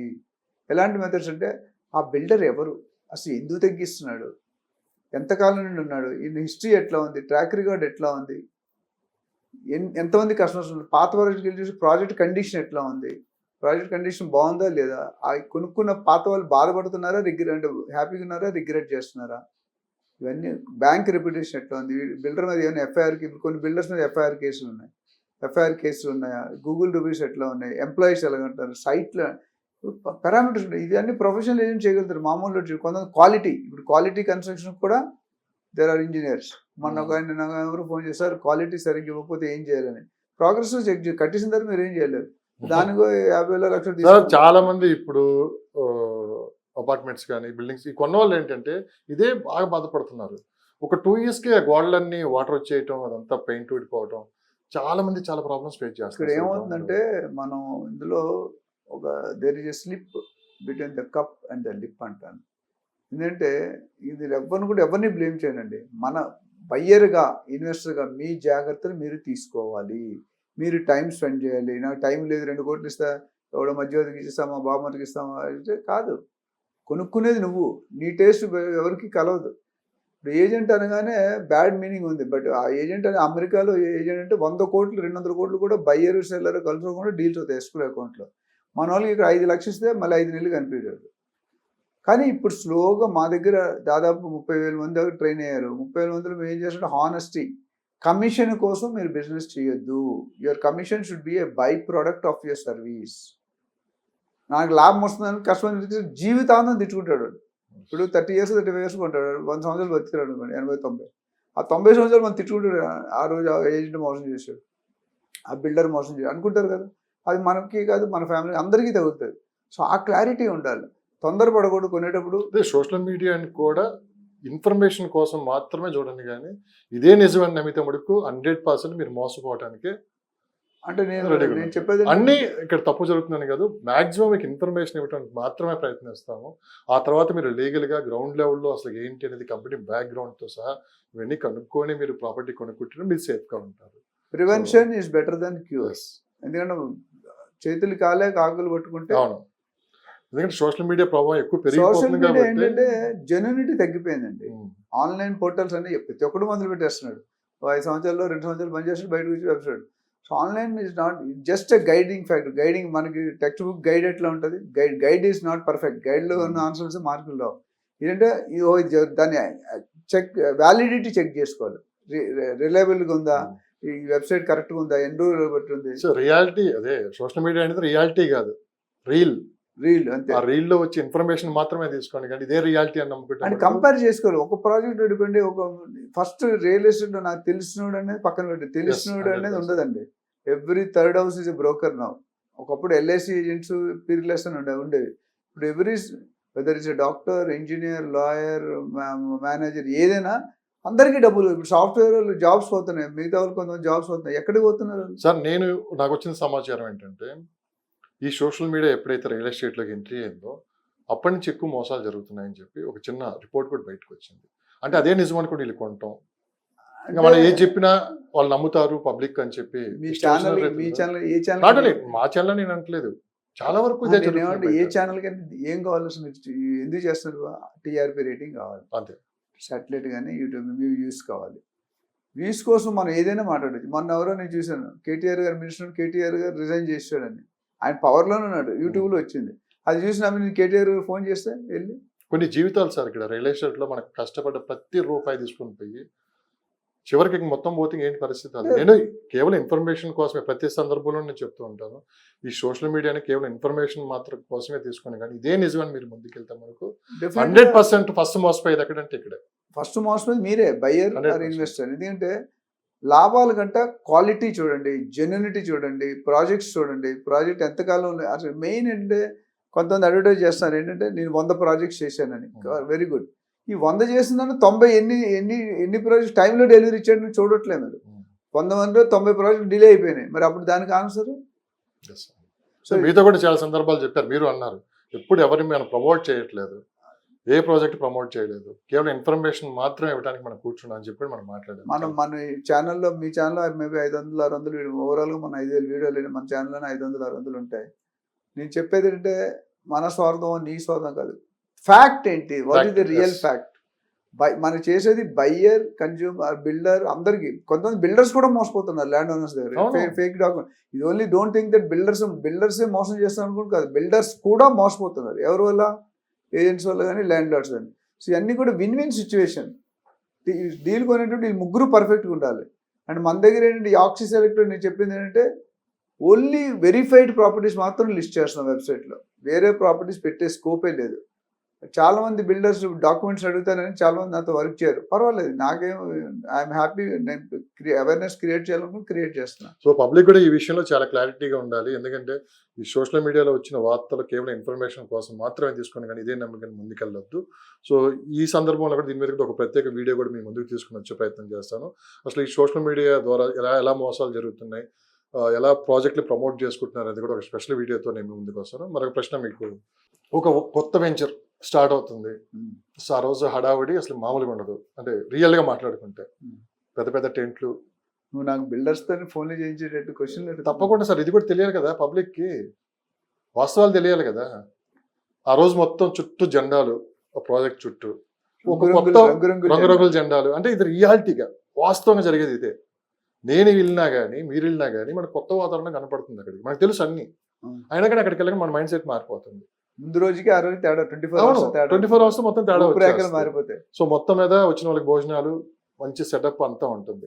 ఒక 50 కార్లో 100 కార్లో పెడతారు. ముందు వెంచర్ చూడటానికి తీసుకుని వెళ్తారు అక్కడికి. ఇమీడియట్గా అదంతా చూడగానే ఆటోమేటిక్గా అడ్వాన్స్ బుక్ చేసి వాళ్ళు చెప్తారు, మనం మోటివేషన్ చేస్తారు, రకరకాలుగా ఎన్నో కార్యక్రమాలు చేస్తారు. మనం ఇమీడియట్గా చెక్ ఇచ్చేస్తాం, 2 లక్షలు 3 లక్షలు అడ్వాన్స్ బుకింగ్ అని చెప్పి. ఇది ఎంతవరకు కరెక్ట్? ఇది ప్రతి ఒక్కరు చేసేదే. అందరూ ఓ ప్రాజెక్ట్ ఓపెన్ అయ్యే ముందు ప్రతి ఒక్కరు చేసేదే. కానీ అక్కడికి వెళ్ళిన తర్వాత ఎమోషనల్ అయిపోతాం మనం. ప్రాజెక్ట్ చూడగానే ఏంట్రా బాబు ఇది ఎంత బాగుంది, చుట్టూ లేకుంటే హీరోలతో లేకుంటే ఎవరితో ఆ చుట్టుపక్కల ఈ ల్యాండ్స్ ఉన్నాయి, మీ చుట్టూ వీళ్ళు ఉంటారని చెప్పి ఏదో చెప్తూ ఉంటారు. ఇప్పుడు మీరు వాస్తవాలు చెప్పాలి, ఇది ఎంతవరకు కరెక్ట్ అండి? వాస్తవాలు నాకు తెలిసిన వరకు నేను చెప్తాను. ఒపీనియన్ కొంతమంది ఏకీభవించవచ్చు, లేకపోతే లేదు. బేసికల్గా అమ్ముకునేవాడు 100 రకాల స్టోరీలు చెప్తాడు. అది వాడి వృత్తి, వాడు చెప్పినందుకే ఇస్తున్నారు. ఎందుకు పెట్టుకుంటే 50,000, 1,00,000, 2,00,000 ఇచ్చి బిల్డర్కి ఏం కావాలో. ఇప్పుడు మీరు ఎంత పెద్ద చదువు, PhD MBA చేశారు, మీరు కంపెనీకి వెళ్తే కంపెనీకి ఏం కావాలో మీరు చేయాలి, కానీ మీకు నచ్చింది మీరు చేసి ఒప్పుకుంటాడు, తీసేస్తాడు. ఇదంతా ఓపెన్ ప్లాట్స్ లో ఎక్కువ జరుగుతూ ఉంటుంది కదా. ఎందుకంటే జో దిక్తా హై ఓ బిక్తా హై. ఏదైతే కంటికి కనిపిస్తుందో అదే అమ్ముడుపోతుంది. ఇక్కడ ఏమవుతుంది, కంటికి కనిపించదు, అక్కడ ల్యాండ్ మీద ఏం లేదు. ఇప్పుడు బాగా కొంతమంది బిల్డర్స్ 2,000-3,000 మందిని పిలిచి లంచ్ పెట్టి హీరోయిన్ పిలిచి చేస్తే డెఫినెట్గా దాల్మే కాలా అంటాడు. అంటే ఏదో తేడా ఉంది అక్కడ. ఎందుకంటే క్వాలిటీ ఉన్న వాళ్ళు ఎవరు అడ్వర్టైజ్ చేయట్లేదు. మీరు చూసుకోండి, పేర్లు చెప్తే బాగుంటుంది కానీ పెద్ద బిల్డర్స్ అందరూ వాళ్ళ అడ్వర్టైజ్మెంటే కనిపించదు, కానీ సేల్స్ అవుతున్నాయి, కొడుతున్నాను. 150 ప్రాజెక్ట్స్ కట్టారు. కొంతమంది ఏమీ లేకుండా empty results make much noise అంటారు. నేను కొన్ని ప్లేసెస్కి వెళ్ళినప్పుడు అంత హడావుడిగా ఓపెన్ చేసిన వెంచర్స్ ఈ రోజు అక్కడికి వెళ్తే ఏమీ ఉండదు, ఏమి కాదు కదా, కనీసం అంతా గడ్డి పట్టిపోయి ఎక్కడ ఏముందో కూడా తెలియదు. బౌండరీ వాల్ కూడా ఆ రోజు మటుకు ఖచ్చితంగా రోడ్స్ కనపడతాయి, మట్టి రోడ్స్ కనపడతాయి, 2 ప్రొక్లైన్లు కనపడతాయి, ఒక 100 కార్లు కనపడతాయి. ఆ ఒక్క రోజే పెళ్లి కూతురిని ముస్తాబు చేస్తే కదా అందంగా. ఎగ్జాక్ట్లీ, ఆ రోజుకి ముస్తాబు చేస్తారు. ఆ స్టేజ్ లో చూస్తే నీకు నచ్చదు, నీకు నచ్చదు, నాకు ఎవరికి నచ్చదు. ఇక్కడ ఏంటంటే అదే నేను అందరినీ మిక్స్ చేయండి. Corporate builders they are following the territory. ఎవరంటే కొత్తగా వచ్చే builders, upcoming builders, middle class చిన్న బిల్డర్ ఉందాక అనుకున్న 20, 30, 40 ఫ్లాట్, వీళ్ళేంటి ఓవర్ నైట్ బిలియనీర్ అయిపోవాలి అనుకుంటారు. అక్కడ అదే నేను చెప్పాను, ఆశ పర్లేదు, అత్తేసుకుంటే నేను యాక్సెప్ట్ చేస్తాను. దురాశ వద్దు. దురాశకి వెళ్తే మొత్తం నువ్వు, నీ కంపెనీ, నీ ఎంప్లాయ్, ఎంతమంది జీవితాలు. ఇక్కడ మీరు చెప్పినా నేను చెప్పినా వాళ్ళు చేస్తే వాళ్ళు చేస్తూనే ఉంటారు. బిల్డర్స్ కావచ్చు, అంటే అలాంటి ఆలోచన ఉన్నోళ్ళు.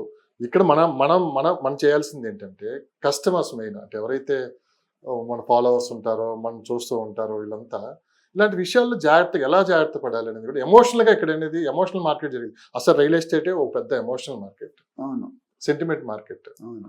దీన్ని ఎలా కంట్రోల్ చేసుకోవాలి ఆ టైంలో మనం? అంటే 2-3 లక్షలు కదా ఇచ్చేద్దాం తర్వాత చూద్దాం. పాజ్ అనేవాడు వాడు. పాజ్ అంటే నువ్వు ఏదైనా నిర్ణయం తీసుకునే ముందు ఆగి ఆలోచించి తీసుకోమని చెప్పు. సింహం నవ్వింది కదా అని ఫోటోగ్రాఫ్ తీసుకోవడానికి ట్రై చేయొద్దు. చేస్తే ఫోటోలో ఎవరుంటారో మీకు తెలుసు, మీరుండరు, సింహం ఉంటుంది. ఇక్కడ ఏమవుతుందంటే బిల్డర్ కానీ, ఏజెంట్ కానీ, ఇంకా ఎవరైనా ఏమైనా స్టోరీస్ చెప్పొచ్చు. స్టోరీస్ చెప్పినా మన మన ఎక్సైజ్ మనం చేసి మన సెంటిమెంట్ ఎమిషన్ కొంతకాలం లోన పెట్టుకోవాలి. అండ్ ఒక చెక్ లిస్ట్ ఉంటుంది. మాలాంటి అడ్వైజర్ దగ్గరికి వస్తే వాళ్ళు ఏదో కోట్లు అడగరు, ఫ్యూ థౌజండ్ ఉంటాయి. వస్తే మీకు ఆ ప్రాపర్టీ మీకు తగ్గిపోతుందా, మీకు సరిపోతుందా, లేదా రిటర్న్స్ వస్తాయా, లేదా డెవలప్ చేస్తారు, బిల్డర్ హిస్టరీ ఏంటి, ఎమ్యూనిటీస్ ఏమి ఇస్తున్నారు, ఆ ఏరియాలో గత 10 సంవత్సరాలుగా ఎంత పెరిగింది, నెక్స్ట్ 10 yearsలో ఏం పెరగబోతుంది, ఎంత పెరగబోతుంది, ఎందుకు పెరుగుతుంది, ఏ విషయాల్లో లొకేషన్ చుట్టూ అడ్వాంటేజెస్. ఇదంతా ఏమీ జరగట్లే. అంటే వాస్తవంగా మీరు చెప్పింది కరెక్ట్. ఇది ఎవరు ప్రొసీజర్ ఫాలో అవ్వట్లేదు. ఫాలో అవ్వదు, ఇబ్బంది. ఆ రోజు జరిగింది మాత్రమే, ఆ రోజు ఇచ్చే గిఫ్ట్లు, ఆ రోజు చేసే మొత్తం హంగామాను అదే గుర్తు పెట్టుకుంటున్నారు. అప్పటికప్పుడు 2-3 లక్షలు, ఎక్కువ అడ్వాన్స్లు కూడా కాదు. మళ్ళీ 3 లక్షలు 11,000 పెట్టి తీసుకున్నారు. 51,000 పెద్ద పెద్ద కంపెనీలు నేను చూస్తాను కదా. 11,000 కట్టండి సార్, తర్వాత మీకు కాదంటే తిరిగి ఇచ్చేస్తున్నాడు. జనరల్గా అది రానిరు. అంటే మనం వాళ్ళు ముసుగులోకి వెళ్ళకూడదండి. మీరు డబ్బులు పెట్టి ఒక్క పాయింట్ కరెక్ట్గా ఉండాలి. ఆ ముసుగులో వెళ్ళకుండా మన హోంవర్క్ మనం చేసుకోవాలండి. ఇందులో ఎవరు బయటోడు వచ్చి హెల్ప్ చేస్తాడు అనుకోవడం కళ, not possible. You go with a trusted agent. మార్కెట్లో ఆయన బ్యాక్గ్రౌండ్ ఎవరైనా ఏజెంట్ వస్తే మీరు ఎన్ని డీల్ చేశారు, మాకు ఏమైనా 2 రిఫరెన్స్ ఇవ్వని అడగండి, లేదా వెబ్సైట్ చూడండి. మార్కెట్లో పలానా ఇప్పుడు నా పేరు అంటే అందరికీ మార్కెట్లో నీకు తెలుసు. ఇప్పుడు ఎవరో డాక్టర్ ఫోన్ చేసి, ఆ డాక్టర్ కూడా నా వీడియోలు చూస్తాడు, నాకు తెలియదు ఆయన చూస్తాడు. సో మనం కంటెంట్ క్వాలిటీగా ఇస్తే అన్బయాస్డ్గా ఇవ్వాలి, బయాస్డ్గా ఇవ్వద్దు. ఇప్పుడు నాకు ఒక చిన్న ఎగ్జాంపుల్, మొన్న ఒక ప్లేస్ నుండి 100 కిలోమీటర్ దూరం ఒక బిల్డర్ వచ్చారు, ఒక డెవలపర్. ఫోన్ చేశాడు నాకు, సార్ మీ పేరు వాడుకుంటాను, మీ ఫోటో పెట్టుకుంటానని. ఆయన ఎవరో నాకు తెలియదు. వచ్చాడు, నేను అమ్మా నువ్వు డాక్యుమెంట్ పట్టుకున్నాను. పెద్ద జోక్ తెలుసా, 25 ఎకరాల ప్రాజెక్టు 1 ఎకరానికి డబ్బులు ఇచ్చాడు. 24 ఎకరాలు డబ్బులు ఇవ్వకుండా జీపీఏ రాయించుకున్నాడు. చేసుకుని లేఅవుట్ వేసాడు మంచి. డిటీసీబీ లేదు, హెచ్ఎండి లేదు, యాదాద్రి లేదు, రేరా లేదు. అందులో కొన్ని 100 మంది బయర్స్ ఉన్నారు. ఆ 100 మంది బయర్స్ నేను ఓకే చేస్తే నా పేరు మీద కొంటారు కదా, అంటే నేను వాళ్ళకి అన్యాయం చేసినట్టే కదా. కొన్ని సందర్భాలు మీరు కొన్ని వాస్తవాలు మాట్లాడుతూ ఉంటారు. ఎటువంటి ఇబ్బంది ఉండదు బయట నుంచి మీకు? మనం ఉన్నది ఉన్నట్టు చెప్తాం. ఎవరిని నేను పర్టికులర్ బిల్డర్నో పర్టికులర్ ఏజెంట్నో బ్లేమ్ చేయట్లేదు. చేసే వాళ్ళకి చేయని వాళ్ళకి ఏం వర్తించదండి. మనం ఎవరికి ఎగ్నెస్ట్ కాదు, మనంతా సొసైటీలో మీరు ఉండాలి, మేము ఉండాలి, మీడియా ఉండాలి, బిల్డర్స్ ఉండాలి, డెవలపర్స్ ఉండాలి, ఇన్వెస్టర్. కాకపోతే వాళ్ళు పెట్టే పెట్టుబడిని జాగ్రత్తగా పెట్టుకొని చెప్తే నేను ఎవరిని బ్లేమ్ చేయట్లేదు. ఈ మధ్య మనం నాట్ ఓన్లీ ఏపీ తెలంగాణ కదండి, ఇండియా మొత్తం అట్లా ఉంది. ఓ బాబాలు కావచ్చు, లేకుంటే కొత్తగా ఏదైనా ఒక మంచి ఫుడ్ కానీ మనం హెల్తీ ఫుడ్ చెప్పామంటే అందరూ అదే ఫాలో అవుతుంటారు. అంటే మనం ఒకసారి చూసాం, మంత్రి సత్యనారాయణ రకరకాలుగా ఇంకా గుంపులుగా జరుగుతూనే ఉంటది. అది వాస్తవం ఏంటనేది అక్కడికి వెళ్ళిన వాళ్ళకి తెలుసు, తర్వాత ఇంత బయటికి రాదు, వేరే విషయం. ఈ రియల్ ఎస్టేట్ లో కూడా ఇదే జరుగుతుంది ఈ మధ్యకాలంలో. అంటే మీరు పొరపడుతున్నారు. రియల్ ఎస్టేట్ ఏ సెగ్మెంట్ లోనే జరుగుతుంది. కొన్ని మావన్నీ హైలైట్ బయటకు వస్తున్నాయి అంతే, బయటికి రాని కుమ్మక్కలు చాలా రావట్లేదు. ఎవరన్నా బయటపడుతున్నాయి, అసలు బయటికి రావట్లేదు, బయటపడుతున్నాయి, చెప్పుకోలేకపోతున్నారు. ఎందుకంటే పబ్లిక్ మనీ లాస్ పోతే, ఒక్కసారి మళ్ళీ చెప్తున్నాను సార్, ఈ రియల్ ఎస్టేట్ లో మనీ లాస్ పోతే బయట ఎవరికి చెప్పుకోలేరు. ఎందుకంటే ఇది చాలా పరువుతో కూడుకుంది. అండ్ అలా చెప్పుకున్నామంటే మళ్ళీ రేపు రూపాయి అనేది పుట్టదు, ఉన్నా పెట్టడానికి ధైర్యం చాలా. కేసులా పోరాడలేము, కేసు పడితే మీరు మర్చిపోవడమే అంతే, ఇంకా పోరాడలేము. డబ్బులు పోయి రేపు కేసుల చుట్టూ తిరిగి ఏం చేయాలి వీళ్ళు? దయచేసి ఈ విషయంలో మనకి 100% మీరు రియల్ ఎస్టేట్ లో నిజమైన వ్యక్తులు అంటూ ఎవరు ఉండరు, నమ్మకమైన వ్యక్తులు ఎవరు ఉండరు. మీకల్లా నమ్మకమైంది కేవలం డాక్యుమెంట్స్. గవర్నమెంట్ రూల్ ఏ విధంగా ఉందో ఆ విధంగా మీరు ఆ డాక్యుమెంట్స్ చెక్ చేసుకుని లీగల్గా ప్రతి ఒక్కటికి తెలుసుకున్న తర్వాతే మీరు ఆ ప్రాపర్టీ కొంటే మీరు సేఫ్ సైడ్లో ఉంటారు. నాకు తెలిసిన వ్యక్తి లేదు, నాకు తెలిసిన కంపెనీ అని చెప్పి మీరు ముందుకెళ్ళారంటే మటుకు 100% మిమ్మల్ని ఎవరు కాపాడలేరు. నేను చెప్పింది వాస్తవం కాదు. వాస్తవం ఇందులో మెయిన్ మీరు డాక్యుమెంట్స్ అన్నారు, దాని ఒక మాట చెప్పాలన్న డాక్యుమెంట్స్ కూడా ఫేక్ అదే డాక్యుమెంట్స్. డాక్యుమెంట్ వెరిఫికేషన్ చాలా ఇంపార్టెంట్. అక్కడ ఏమవుతుందంటే ఒరిజినల్ డాక్యుమెంట్ అంటే డూప్లికేట్ డాక్యుమెంట్స్ బాగా నిజంగా కనిపిస్తున్నాయి. మీరు ఒరిజినల్ పట్టు ఉందా చీర, పట్టు చీరలో ఒరిజినల్ పట్టు మెరవదు, డూప్లికేట్ పట్టు ఉంటుంది, బాగా తల మెరుస్తుంది. ఇక్కడ కూడా ఏమవుతుందంటే ఒరిజినల్ డాక్యుమెంట్స్ అంటే ఫేక్ డాక్యుమెంట్స్ ఒరిజినల్ లాగా కనిపిస్తున్నాయి. కలర్ జీరాస్ వచ్చాక అదంతా ఎవరు కనిపెట్టట్లేదు. సో అందుకని లీగల్ లాయర్ దగ్గరికి వెళ్తే మా దగ్గర ప్యానల్ లాయర్స్ ఉంటారు, మేము సజెస్ట్ చేస్తాం. లోన్ కావాలంటే మంచి లోన్ అన్నింటిలో. ఇప్పుడు మనం మోసపోతాం అంతే, మోసం చేయడానికి రెడీగా ఉంటారండి. మనం కరెక్ట్గా ఉంటే ఎలా మోసపోతాం? ఇక్కడ ఏమవుతుందంటే ఎమోషన్ అనే సెంటిమెంటు, డిస్కౌంట్ అనే సెంటిమెంటు, ఆ ముసుగులోకి వెళ్ళి పడిపోతున్నాం, బయటికి రాలేకపోతాం. సార్ ఒక ప్రశ్నతో ముగించేస్తాను. ఒక ప్రాపర్టీ ఫేక్ అని తెలుసుకోవటం కదా సార్? ఫేక్ అనేది దాని మీద గ్రౌండ్ వర్క్ చేయాలండి, టైం స్పెండ్ చేయాలి. Don't depend on. అంటే దీనికి ఒక చిన్న ఎగ్జాంపుల్ తీసుకుందాం.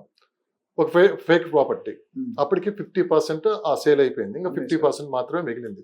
ఇవి మన కొనే వాళ్ళు ఏమనుకుంటే ఆల్రెడీ 50% కొన్నారు కదా, వాళ్ళకి లేని ఇబ్బంది మనకేం వస్తుంది అని చెప్పి ముందుకెళ్తూ ఉంటారు, చాలా మంది కొంటూ ఉంటారు.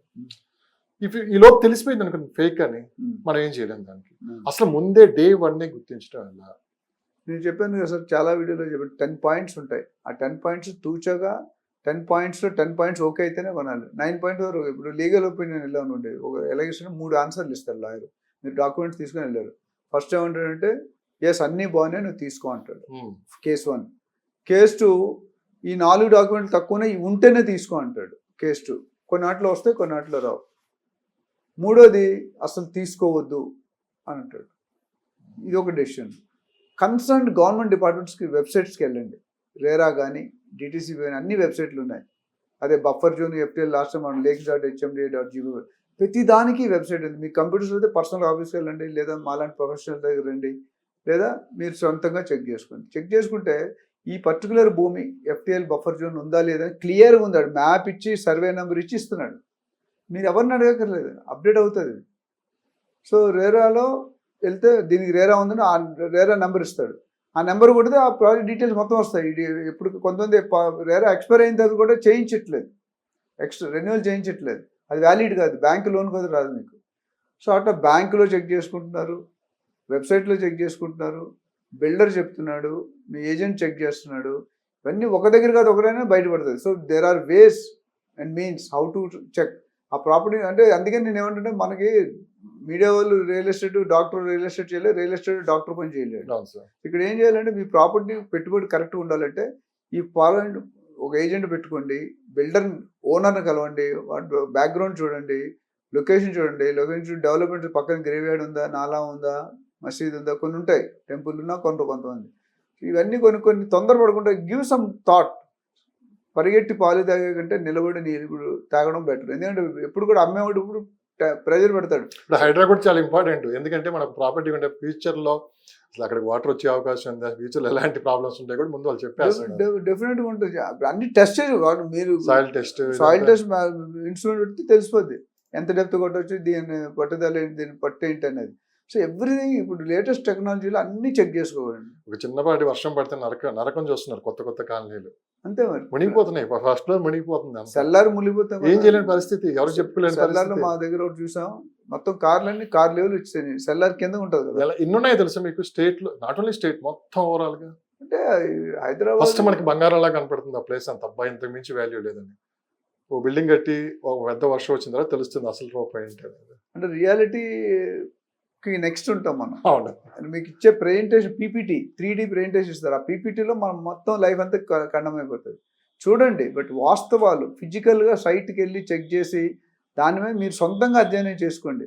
ఈ బిల్డర్ చెప్పే రేటు కరెక్టా కాదు. కొంతమంది జెన్యూన్ ఉన్నారండి బిల్డర్స్, అందరూ మోసగాళ్ళు కాదు.